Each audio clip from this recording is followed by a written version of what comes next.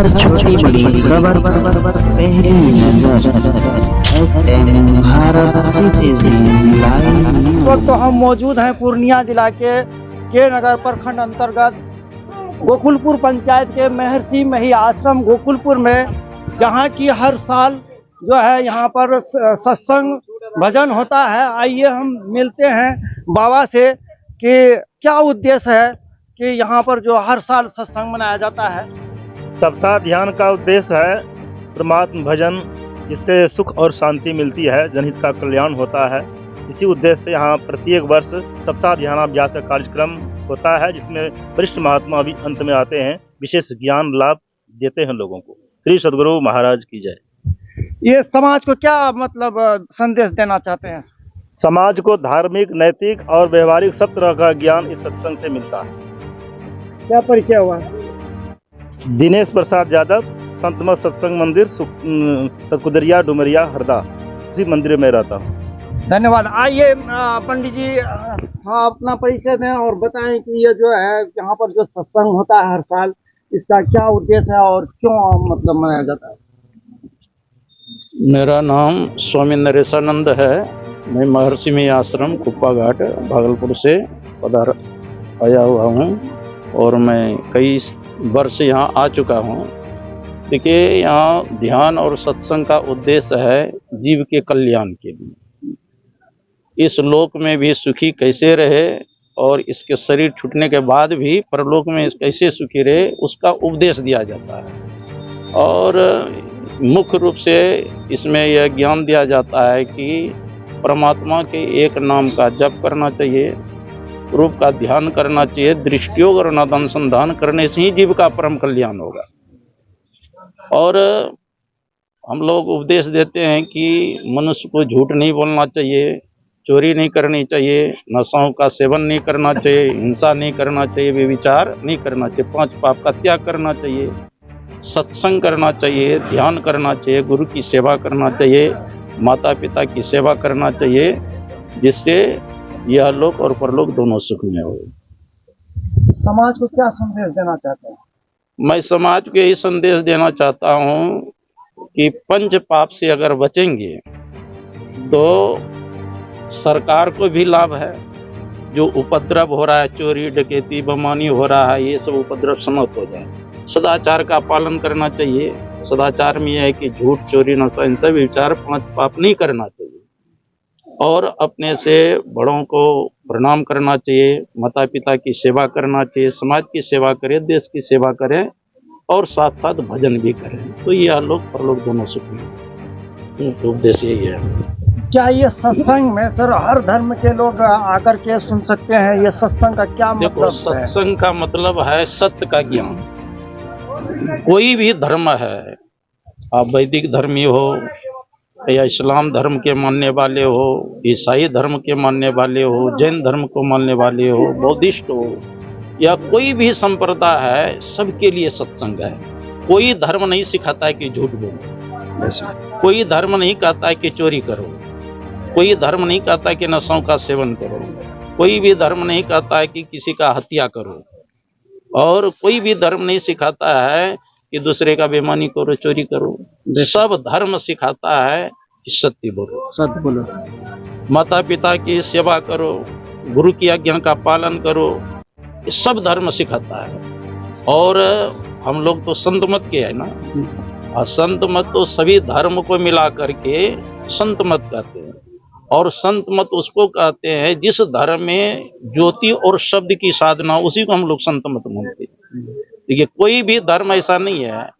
आप एक तुलसी साहब हथरस में, उनका शिष्य था तकी नाम करके मुसलमान, उसको कहते अरे ये तकी तकते रहो, मुर्शद ने ये पंजा दिया, बेहोश हो मत छोड़ियो घर चाहे तो जलवा पिया। हे तकी, अगर अपने अंदर में जलवा प्रकाश को देखना चाहते हो, जो मुर्शद मन गुरु, पंजा मतलब भजन भेद दीक्षा जो दिया, और जहाँ निशाना तुमको कहा है बताने के लिए, देखने के लिए, वहाँ देखते रहना, अगर चाहे तो जलवा पिया। तो तकी नाम के जो मुसलमान थे, उन्होंने पूछा इस रास्ता से और कोई गया कि हम ही को बता रहे ऐसे? अरे बहुत फकीर गया है, मंसूर सर मदबू अली और सुनस मौलाना हुए, पहुंचे सभी इस राह से जिसने के दिल पुख्ता किया। जिन्होंने विश्वास किया वो अपने अंदर में ही सब गया है। रास्ता है सरग में दिलवर पे जाने के लिए। सरग मतलब सुषमना, सुषमना में वो रास्ता है, सबके अंदर में है। यही वेद में है, उपनिषद में है, गीता में है, रामायण में है, कुरान में है, पुराण में, सब में जगह है। सबको एक ही रास्ता है। सब देखिए भेद कहाँ है वो भी बता देता हूँ। भेद है कि जैसे एक नाम का जप करते हैं। मैं गया हाथरस, एक फकीर का था, तो मैंने वो कहा रहे थे कि मैं भी स्वयं मंत्र का जप करता हूँ। देखिए मंत्र सब छोटा हो या बड़ा सब एक ही होता है ना, जपने का महत्व है। तो एक नाम का जप बताते हैं, एक रूप का ध्यान करने के लिए बताते हैं। ध्यान मतलब कोई राम का ध्यान करते, कोई कृष्ण का करते हैं, कोई शिव जी का करते, कोई काली माँ करते, कोई गुरु का करते हैं, कोई नहीं आए तो माता पिता के भी करो, है ना। तो इसमें थोड़ा सा रूप में अलग अलग है, लेकिन अंदर जो मार्ग है दृष्टियों को नद अनुसंधान कि जितने संप्रदाय जितने धर्म है सबको वही क्रिया करना पड़ेगा, तभी वह मोक्ष मुक्ति को प्राप्त कर सकता है, नजात को प्राप्त कर सकते हैं। तो हम लोग कहते हैं कि देखो पाप कर्म करने से नरक जाओगे, दूसरे को सताओगे तो नरक में जाओगे, दूसरे का सामान लोगे हड़पोगे तो नरक में जाओगे, और पुण्य कर्म करेंगे, दूसरे का सहायता करेंगे, उपकार करेंगे, धर्म कार्य करेंगे तो स्वर्ग जाएंगे, जिसको बहिष्तक बोलते है ना। और सत्संग करेंगे, ध्यान करेंगे, इंद्रियों का दमन करेंगे, मन का निरोध करेंगे तो मोक्ष मुक्ति को प्राप्त करेंगे। ये सत्संग के माध्यम से सिखाया जाता है। वेद व्यास जी महाराज 18 पुराणों की रचना की, उसमें सार गर्भित क्या किया उन्होंने? सार गर्भित में बताया 18 पुराणेषु व्यासस्य वचनद्वयम् परोपकाराय पुण्याय पापानां प्रकरणम्। 18 पुराणों के सार गर्भित उन्होंने कहा। 18 पुराण व्यासस्य वचनद्वयम्, दो ही वचन सार है, परोपकाराय पुण्याय, परोपकार करना यही सबसे बड़ा पुण्य है। अब पापानां परिपीडनम्, दूसरे को सताना ये सबसे बड़ा पाप है। यही बात रामायण में भी कहते हैं, पर हित सरिस धर्म नहीं भाई, पर पीड़ा सब नहीं अजमाई। दूसरे का हित करना इससे बढ़कर के धर्म नहीं है, और दूसरे को पीड़ा देना सताना इससे बढ़कर के पाप नहीं है। तो महापुरुषों ने कहा स्व काम को छोड़ करके भोजन करना चाहिए। समय पर भोजन करेंगे शरीर स्वस्थ रहेगा। हमारे गुरु महाराज महर्षि परमानंद जी महाराज ने कहा कि भूख लगने पर अगर भोजन समय पर नहीं करेंगे तो शरीर में पित्त हो जाता है। अब भूख नहीं लगने पर जबरदस्ती भोजन करेंगे फिर भी रोग होगा। इसलिए स्व काम को छोड़ के क्या करना है? भोजन करना है।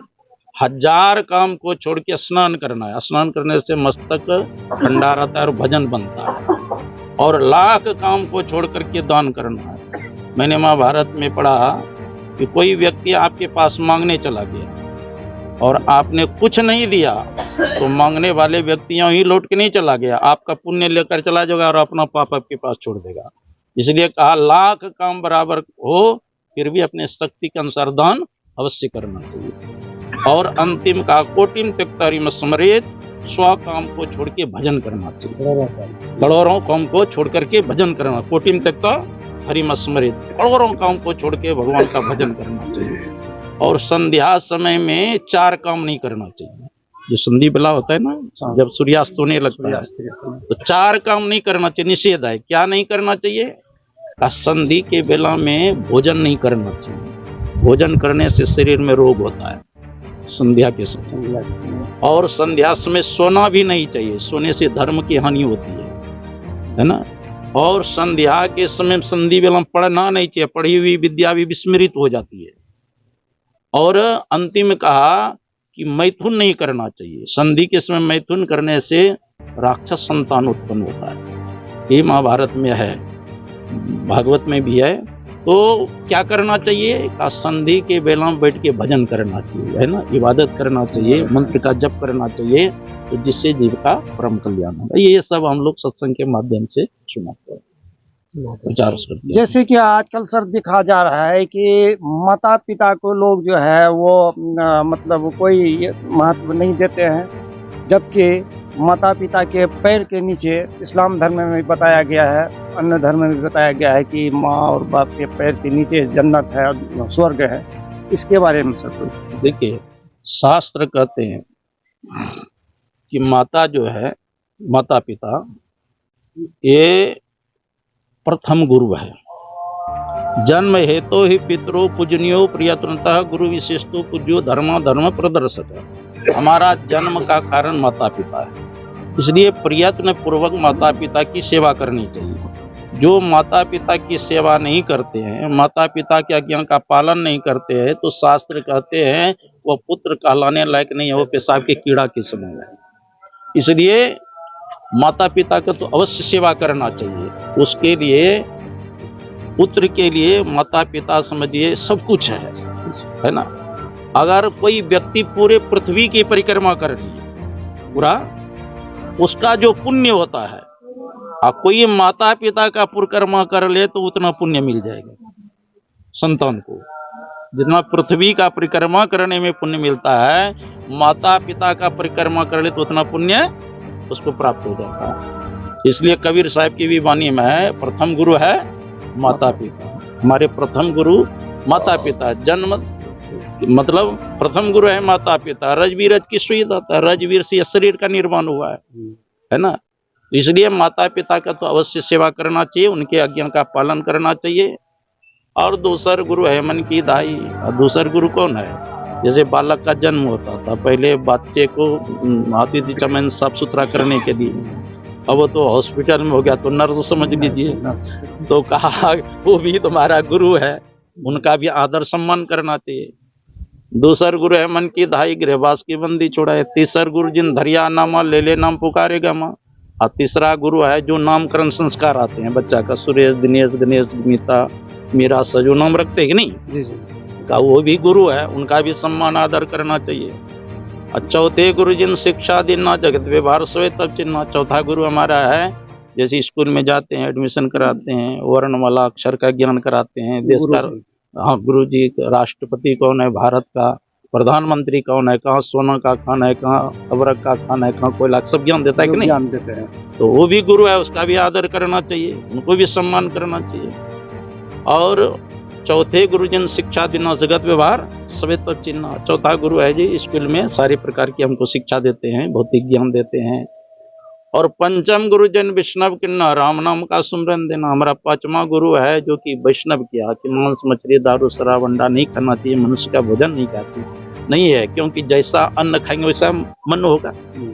अब एक गिलास शराब पी लीजिए तब देखिए मन का स्थिति, और एक गिलास दूध पी लीजिए तो होगा कि नहीं, फर्क हो जाएगा। तो इसीलिए ये सब ज्ञान देते हैं कौन? गुरु देते हैं। भगवान के बहुत नाम है, एक नाम का जप करना चाहिए। और जप करने से क्या होता है? जपात सिद्धि, जब से सिद्धि मिलती है ना। 8 प्रकार की सिद्धि हमारे ग्रंथ में बताया गया है। अनिमा महिमा लघिमा प्राप्ति सिद्ध व सिद्ध प्रकाम, ये 8 प्रकार की सिद्धि प्राप्त होता है जप करने से। कहते पंचम गुरु जिन वैष्णव की न राम नाम का सुमरन देना। छठे गुरु जिन भ्रमगार तोड़ा, दुविधा मिटी एक से जोड़ा। तो छठा गुरु है जो सारे भ्रम को तोड़ दिए। भ्रम ब्रह्म सत्यम जगन मिथ्या, ये संसार क्या मिथ्या है, परिवर्तनशील है, नाशवान है, एक ही ब्रह्म सत्य है। इसका जो ज्ञान देने वाला वो छठा गुरु है। और सातम गुरु जी ने सत्य शब्द लखाया, जहाँ का तत्व तहाँ पहुंचाया। 7 गुरु कौन है? जो सार शब्द को पकड़ा दे, जिस शब्द के पकड़ने से जीव का परम कल्याण होता है। कबीर 7 गुरु संसार में, चेला सब संसार, सदगुरु सोई जानिए जो भवजल उतारे पार।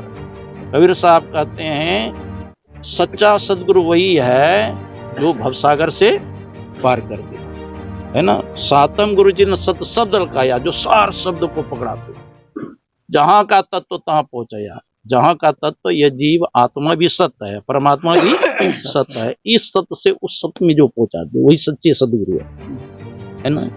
कबीर 7 गुरु संसार में, चेला सब संसार, और सदगुरु सोई जो जानिए भव जब उतारे पार। जो भव सागर से युक्ति बता करके पार करे, संसार सागर से अवागमन का चक्र जो समाप्त हो जाए। अवागमन क्या है? बार बार जन्मना, बार बार मरना, इसी को अवागमन का। पुनरपि जननम पुनरपि मरणम, यही गुरु महाराज के आवागमन समदुख दूजा है नहीं जग में कोई, इसके निवारण के लिए प्रभक्ति करनी चाहिए। बार बार जन्मना मरना यही सबसे बड़ा दुख है। इसलिए संत महात्मा कहते हैं कि भगवान का भजन करो, इसी में हम लोगों का परम कल्याण होगा। ये सत्संग के माध्यम से बहुत जीव क्या है, ब्रह्म क्या है, माया क्या है, आत्मा क्या है, परमात्मा क्या है, इसके संबंध में ज्ञान दिया जाता है। अपना परिचय दीजिए। मेरा नाम है स्वामी नरेशानंद। मैं महर्षि में आश्रम कुप्पा घाट भागलपुर में रहता हूँ, वहीं से यहाँ पर आया हूँ सत्संग करने। धन्यवाद।